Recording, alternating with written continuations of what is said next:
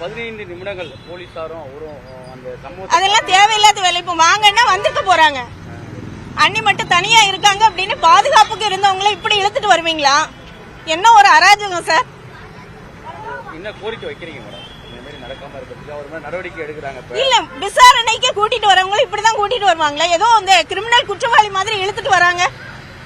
இது ரொம்ப தப்பு சார். ஒரு அதான் அவங்க பிஎஸ்எஃப்ல அவ்வளவு கஷ்டப்பட்டு டியூட்டி பாத்துருக்காங்க. எக்ஸ் சர்வீஸ் மேன் வேற.